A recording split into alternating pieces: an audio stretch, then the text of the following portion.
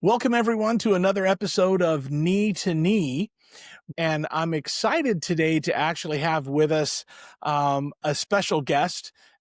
His name is Dr. Brian Willoughby. He's a professor at Brigham Young University in the School of Family. He studies how young adults start and keep healthy, long-lasting relationships. He often will look at things like how couples interact, what people believe about marriage, and how emotional and social growth helps build strong connections. Brian's work helps us understand how relationships affect our health and life. In reality, as we talk about the importance of connections, his work actually outlines that about personal growth and understanding and building those connections. So, Brian, thank you so much for coming on and spending a few minutes with us this evening. Yeah, it's great to be here. Happy to have this chat. Yeah, I'm very excited to have it. Anytime we can get someone on that has that beyond the mark limited expertise because I'll be the first one that says, I don't know everything, right? So I love having individuals like yourself on that know a lot more than I do, as well as others. So tell us a little bit about what you're doing, Brian, there at Brigham Young University. Yeah, so like you said, I'm in the School of Family Life, and my background is in healthy relationships. I started actually in my graduate program when I was getting my PhD, focused on marriage prediction and divorce prediction. So which marriages last, which marriages don't last. And then when I came to BYU for the last 17 years, I've really focused on what happens before that. And so I do a lot of research on young adult dating, attitudes and expectations about marriage, why some people are getting married and not, a lot of research on the dating process, really anything that impacts how we connect and form relationships with other people. And so I've also done a lot of research recently on digital alternatives that are becoming very common in our world. So things like AI, companions, pornography, anything that kind of pulls people away from real human connection. Yeah, that's so important, that real human connection. And that's why we have this focus of the podcast, is trying to dive into those things.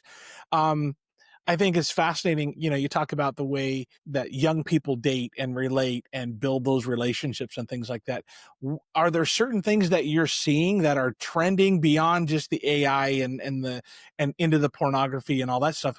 Are there certain things that you're seeing that are having an impact in a positive way for the youth, the young adults? I hate to say youth, but the young adults. Yeah.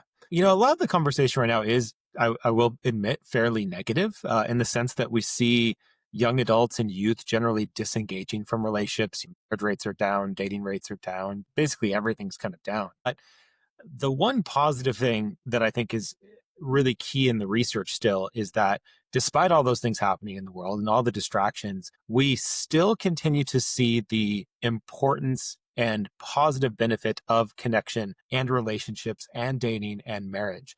I actually wrote a book a couple years ago, and the whole premise of the book was 20 years ago, people in my field would say, hey, marriage is really beneficial for people, for society. People that are married are happier, they live longer. And my question in my book was, is that still true for modern young adults, where there's so many more options and marriage is just one of those life trajectories? Do we still see the benefits of marriage? And what I found in that book is, yes, that there are still benefits to connecting and dating and forming relationships. And I think that's a really important positive to keep saying to people and to get that message out, particularly to youth, is that there is still something unique and beneficial of committing and building a life with another person. Oh, and that and having been on the other end of that after, I've been married for quite a few years, and there's obviously, I see from the old man standpoint, right? Because you look back and go, oh, back in my day,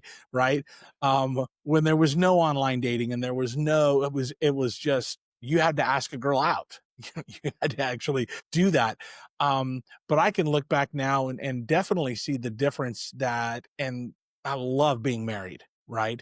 Love the relationship that I have with my wife, and can see the benefits from that, from not only an emotional standpoint where we help each other, but even that physical and spiritual side where we're able to help buoy each other up, where we both have ups and downs and kind of even that out. Yeah. No, that's, I've seen the same thing in my marriage.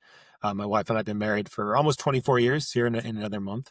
And yeah, I mean, there's something really powerful about building a life with another person, and having, like you said, someone who can support you and work with you with your goals and your weaknesses. And like I said, we've seen those benefits in my field for decades and decades, and nothing has changed. What's the name of the book? Is that something that our listeners can actually get themselves if they want to read up on that? Or is that a school, college, academia book? I tried to straddle the line with that one. You can find it on Amazon. It's called Me Marriage, um, or sorry, The Millennial Marriage. The Me Marriage is kind of the Okay. nickname of the book, and it certainly is has a lot of research, but I try to write it in a very accessible way for people that are just interested in understanding the dynamics of millennials that are getting married in their 30s and how those marriages are similar to previous generations. Like I said, those benefits, but then also I do talk a little bit Yeah. about some of the unique challenges of young couples in their 20s and 30s today in the world that's very different than what their parents were growing. Yeah, it is a very, very different world when we talk in our house about the challenges that our kids are going with their young marriages and young families and you know and those that are single, and it's a whole different feel than then. So we'll make certain that we actually put a link to your book and in the description, in the notes. That way, if someone wants to go out there and find that, they can easily find the book as well. Yeah. So, so what are some of the trends that you're seeing? You say that we're seeing, obviously there's a lot of negativity in the world when it comes to relationships and things. How can we take a look at that, even though there's negativity, and take a look at that and build upon that and actually not build upon the negativity? That sounds horrible. How do we dig a deeper hole? No, no. How do we to change the direction of that would probably be much better, Yeah. much more appropriate. Yeah. I mean, I think on one hand, I don't think anything we're going to do is necessarily going to change the cultural tide of a lot of these things. Maybe it changes, maybe it doesn't. But I think what I tell a lot of people is what you can do in what you're going to have to do when it comes to relationships in particular, dating, et cetera, is be really intentional, is recognize that most people around you, your culture, what you're going to see in the media is going to send you a lot of messages that other people and human connection aren't needed, that you can be just as happy, just as fulfilled with your life, if even more happy, by being your own person, living a single life, traveling, focusing on your job. And so I think what that means is that people are going to have to, in some ways, be very countercultural when it comes to finding and building connection in their life. They're going to have to seek for it. They're going to have to go looking for it. They're going to have to recognize that looking for relationships and prioritizing relationships is not what a lot of people in our culture do. And so I think when people are putting the energy and effort into being intentional, that's when they can reap those benefits that we talked about. But I do think it's going to take a little bit more intentionality from people to say, I want to do this. I want to prioritize this in my life. And I need to kind of do things different than what I see a lot of. Yeah, I think, and I agree, because, we've seen that with some of the youth that have found themselves really isolating themselves, whether it's behind some kind of screen or whatever. They've isolated themselves, and then it makes it so that talking to a living, breathing person is a challenge. Where when I grew up, that was normal. You talk to people. And so actually having that real relationship with somebody, I think, is crucial. Yeah, the ability to relate to other people interpersonally has been decreasing for all the reasons you just said. Is kids are raised today in a digital world, that's not just digital, it's customizable. If I want to watch a movie or a show Yeah, or listen to yeah, music, I can get it on demand as soon as I want it, and I don't have to speak to anyone. I don't have to talk to anyone. And so those skills have been diminishing, which, like I said, means that if I want to be able to learn how to talk to people, to connect to people, which, by the way, is not just a relationship marriage thing, that's a life success thing. The people that are right. Yeah, successful in work and in their careers and in education and socially are the ones that understand how to communicate with other people. And so we have to be intentional about building those skills. And I think with kids, as you bring that up, I think parents and families are going to have to be more and more intentional about teaching their kids those things. One of the things I've been talking to parents more about is I know when I was growing up, I'm sure when you were growing up, our parents didn't spend a lot of time teaching us how to talk to people.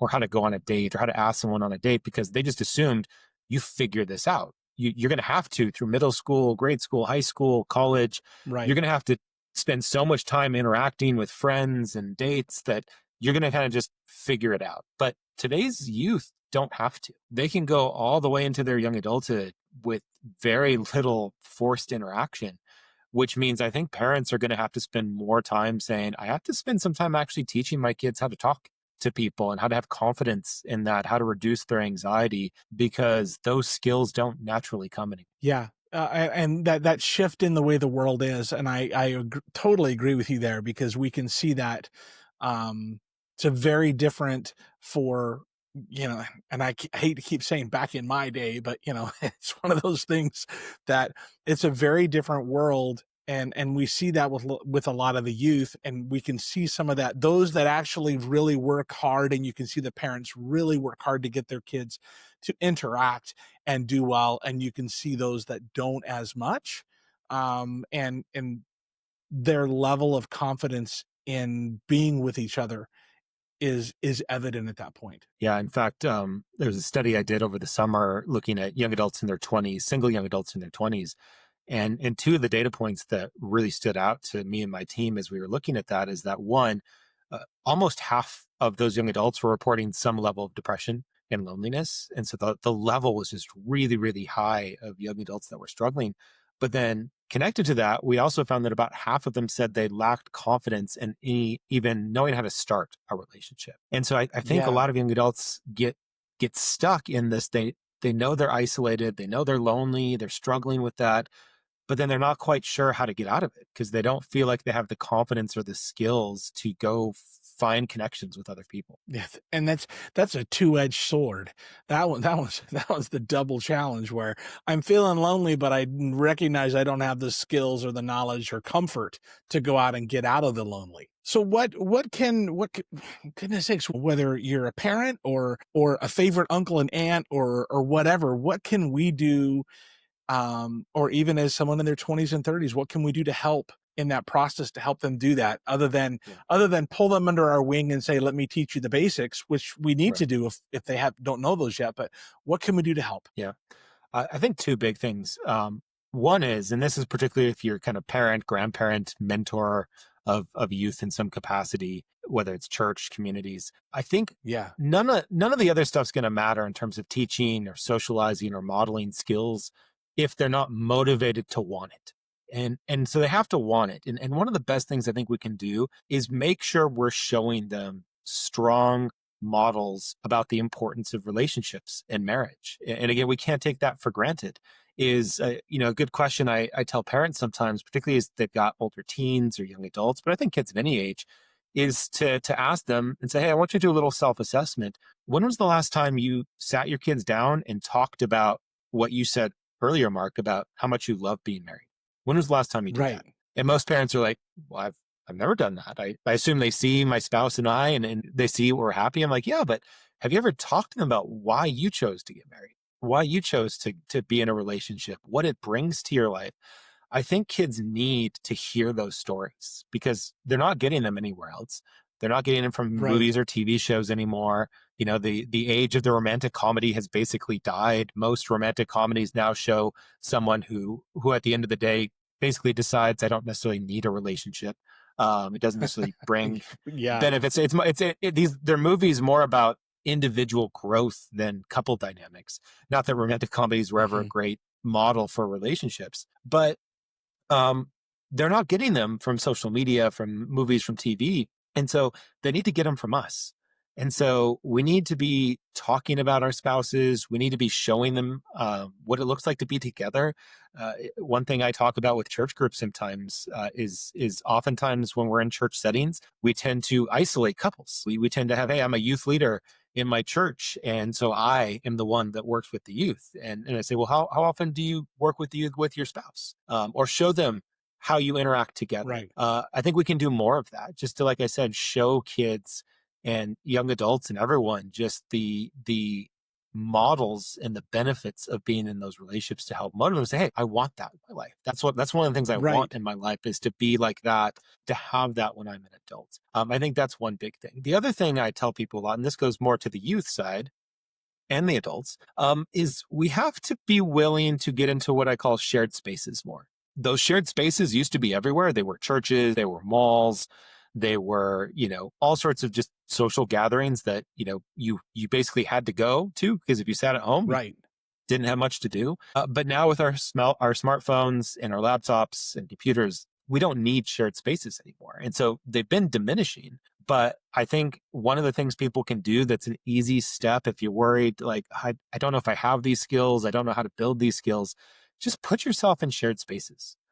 Go to church, go to community events, join a club of some sort. Just put yourself outside with other people. And then oftentimes what I tell them is, don't worry about the skills. They're going to come just through interaction. The biggest thing Right. that happens right now is it's not that our youth have somehow lost the ability to learn how to communicate. They just simply don't have the practice. And so just taking those steps to say, I'm going to join a club, I'm going to go to church, I'm going to go out and attend community events, usually puts yourself in situations where you can practice these skills. And that's the best way to improve them. Yeah. And practice, practice, practice, practice. Right. And so, and you said something earlier that really, it made me think of our youngest son gave my wife and I a card at one point, and he's in his early 30s, and he gave us this card, and it really just shocked me, because I hadn't thought much about it, because of the way my wife and I interact, and we work together, and we have a really great relationship and marriage, and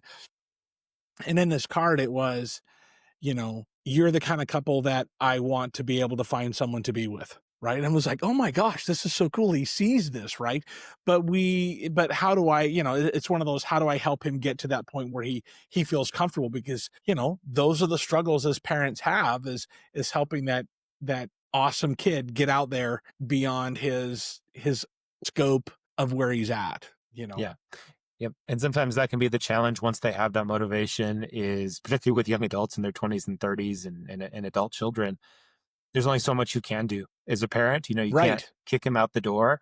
But I think you can just continually encourage them, like I said, to get into those shared spaces, to utilize resources, to not isolate, and just keep that encouragement. I think encouragement is the key word, not discouragement, not what's wrong with you, why are you still Right. single, what's going on, but just encouraging them to get out there in any kind of setting. Exactly. Exactly. So, well, I would love to have more than one conversation and get really in depth with you over the next few months or whatever, as we explore some of this. I do appreciate you coming on with us today. I know this is we like to keep these short, and so I'm going to start wrapping things up a little bit, but I so appreciate you coming in and sharing, your insights and some of the study. This is fascinating stuff to me. So as we wrap up, what is the one thing that we can do today to help make a difference in this area? I think I'm going to try not to repeat myself a little bit, but I guess I will go on the other side of the equation a little bit, just because this is something I've spent a lot of time studying in the last decade. I think beyond a lot of the positive things we've talked about, being a good role model, Right. talking about the importance of connection, encouraging kids to get out there, teaching them skills.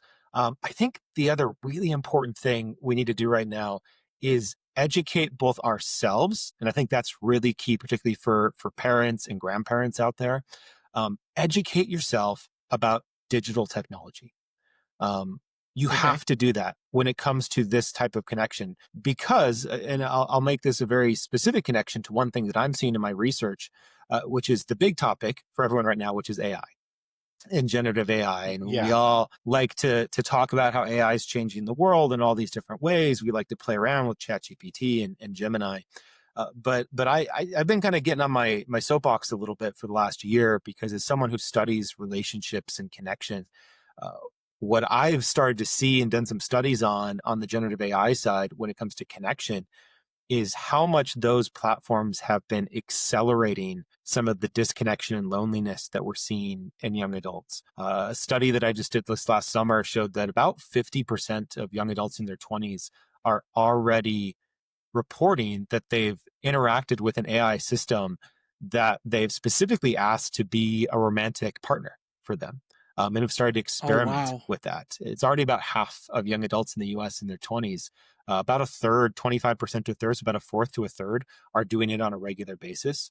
And I think parents and grandparents are at a pretty high risk right now for missing a critical opportunity in the next couple years to have conversations with their kids, even their older kids, about the potential harms of falling into counterfeit connections, is what I've been talking to them about.